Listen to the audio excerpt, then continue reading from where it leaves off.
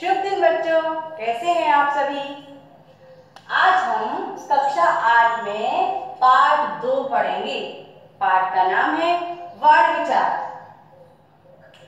वर्ण किसे कहते हैं?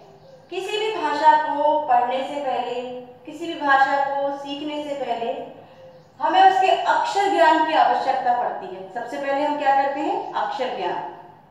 उन अक्षरों को ही कहते हैं वर्ण। वर्ण यानी अक्षर। वे ध्वनि चिन्ह जिनके खंड खंड अर्थात टुकड़े नहीं किए जा सकते, उन्हें वर्ण कहते हैं। वर्ण के दो भेद होते हैं, स्वर और दूसरा व्यंजन। वर्ण के कितने भेद होते हैं? दो। पहला स्वर, दूसरा व्यंजन। स्वर, स्वर किसे कहते हैं? स्वर की संख्या 11 होती है। कौन कौन से होते हैं स्वर? अ, आ, ई, उ, री, ए, ऐ, ओ, औ। ये 11 स्वर माने गए हैं। स्वर यानी जिनका उच्चारण करते समय मुख द्वारा वायु बिना रुकावट के बाहर निकले और जिन्हें बोलते समय हमें किसी भी वर्ण की सहायता की आवश्यकता न पड़े, उन्हें क्या कहते हैं? स्वर। स्वर के भेद, स्वर के 3 भेद होते हैं, ह्रस्व स्वर, दीर्घ स्वर, प्लुत स्वर। ह्रस्व स्वर, ह्रस्व स्वर की संख्या 4 होती है। कौन कौन से होते हैं ह्रस्व स्वर? अ, ई, उ, री। ह्रस्व यानी छोटा। अ, ई, उ, री, ये 4 ह्रस्व स्वर माने गए हैं। यानी जिनके उच्चारण में, जिनको बोलने में सबसे कम समय लगता है, उन्हें ह्रस्व स्वर कहते हैं। दूसरा भेद है हमारा दीर्घ स्वर। दीर्घ माने बड़ा। जिन वर्णों के उच्चारण में ह्रस्व स्वर से दोगुना समय लगता है, ह्रस्व स्वर से दुगुना समय लगता है, उन्हें दीर्घ स्वर कहते हैं। दीर्घ स्वर की संख्या कितनी होती है? 7। कौन कौन से होते हैं दीर्घ स्वर? आ, ई, उ, ए, ऐ, ओ, औ। ये 7 दीर्घ स्वर माने गए हैं। तीसरा भेद है प्लुत स्वर। प्लुत स्वर का चिन्ह ये होता है ऐस की तरह, और किसी वर्ण को खींचते समय, यानी जिन वर्णों के उच्चारण में ह्रस्व स्वर से तिगुना समय लगता है, उन्हें प्लुत स्वर कहते हैं। जैसे ओम, गाना गाते समय, पुकारते समय इन वर्णों का प्रयोग किया जाता है। जैसे सा, रे, गा, मा। हमने ये चिन्ह देखा होगा। इसका अर्थ क्या है? इसका अर्थ है इस वर्ण को खींचना है। ये क्या कहलाते हैं? प्लुत स्वर। तो स्वर 11 है। स्वर के भेद ह्रस्व स्वर, दीर्घ स्वर और प्लुत स्वर। कुछ अन्य है अनुस्वार। अनुस्वार यानी ये बिंदु की तरह लगाया जाता है। बिंदु की तरह अनुस्वार का प्रयोग किया जाता है, और जिनका उच्चारण करते समय, जिन्हें बोलते समय हवा केवल नासिका यानी नाक से निकले, उसे अनुस्वार कहते हैं। जैसे पंख, शंख। आपने बिंदी देखी है? वो बिंदी ही क्या कहलाती है? गंगा, लंगूर, ये कहलाती है अनुस्वार। अनुनासिक, जिनका उच्चारण करते समय मुख और नाक दोनों की ही सहायता ली जाती है, उन्हें कहते हैं अनुनासिक वर्ण। ये चंद्र बिंदु होता है, ये चंद्रमा, इसके ऊपर बिंदु, तो ये क्या हो गया? चंद्र बिंदु। अनुनासिक वर्ण कहलाते हैं। शब्द बनेंगे 5, 7, चांद, आंख। चंद्र बिंदु का प्रयोग किया जाता है। अयोगवाह वर्ण किसे कहते हैं? अयोगवाह, अंग और अह। अंग, अह, ये ध्वनियां ऐसी ध्वनियां हैं, ये न तो ये स्वर होती है और न ही व्यंजन होती है। अंग, अह न स्वर हैं और न ही व्यंजन होती है, इसलिए इन्हें क्या कहा जाता है? अयोगवाह। अयोगवाह शब्द का एक अर्थ होता है।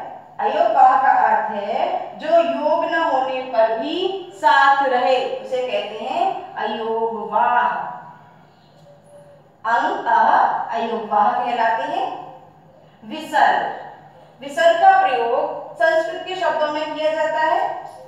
ये इस तरह दो बिंदु के रूप में लगता है, वर्ण के पीछे बिंदु के रूप में लगता है, जैसे प्रायः, प्रातः, प्रायः, सायः। ये क्या है? विसर्ग। यहाँ पर ये मैंने विसर्ग का प्रयोग किया है। आगत ध्वनियां। आगत ध्वनि को अर्धचंद्र भी कहा जाता है। अर्धचंद्र, इस पर बिंदी का प्रयोग नहीं होता, ये सिर्फ ऐसे ही आधे चांद की तरह लगाया जाता है। अर्धचंद्र यानी आधा चांद। आगत ध्वनियां होती हैं। आगत माने आने वाले। हिंदी भाषा में बहुत सारे ऐसे शब्द प्रयोग किए जाते हैं जो अंग्रेजी भाषा से हिंदी भाषा में आए हैं और जो कि त्यों हम प्रयोग करते हैं बिना किसी बदलाव के। उन वर्णों के ऊपर हम क्या लगाते हैं? आगत ध्वनियां, आगत वर्ण। जैसे डॉक्टर, अंग्रेजी भाषा में भी किया जाता है इसका प्रयोग और हिंदी भाषा में भी। टॉफी, हिंदी भाषा में भी और अंग्रेजी भाषा में भी। कॉफी, ये क्या है? आगत ध्वनि में अर्धचंद्र का प्रयोग हम यहाँ पर करते हैं। अर्धचंद्र। हलंत, हलंत यानी हल चिन्ह। हलंत को हल चिन्ह भी कहा जाता है। या जब व्यंजन में स्वर नहीं होता, ये व्यंजन है, इसके नीचे क्या नहीं है? स्वर नहीं है, इसके साथ में स्वर नहीं होता, तब हम हल चिन्ह का प्रयोग करते हैं। यानी आधा वर्ण लिखने के लिए हलंत या हल चिन्ह का प्रयोग किया जाता है। अब हम पढ़ेंगे बच्चों, स्वर को पढ़ने के बाद अब हम पढ़ेंगे व्यंजन। वर्ण विचार के अंतर्गत वर्णमाला में वर्णों के दो भेद होते हैं, स्वर और व्यंजन। स्वर को आपने पढ़ा समझा। व्यंजन वे ध्वनि चिन्ह जिनका स्वतंत्र रूप से लेखन संभव है, परंतु उनके उच्चारण के लिए स्वरों की सहायता लेनी पड़ती है, उन्हें व्यंजन कहते हैं। यानी उन्हें हम लिख तो सकते हैं व्यंजनों को, लेकिन बिना स्वरों की सहायता के बोल नहीं सकते। किस प्रकार? देखिए, यहाँ मैंने व्यंजन क, ये व्यंजन है क, इसके नीचे क्या है? हलंत, अर्थात ये स्वर रहित है। इसमें अस्वर जोड़ा तब व्यंजन बनेगा क। इस क का उच्चारण हम बिना अ की सहायता के नहीं कर सकते। लिख तो सकते हैं, लेकिन बोलने के लिए हमें स्वर की सहायता लेनी पड़ेगी। इसलिए क्या है? व्यंजन। व्यंजन के तीन भेद होते हैं। पहला स्पर्श व्यंजन।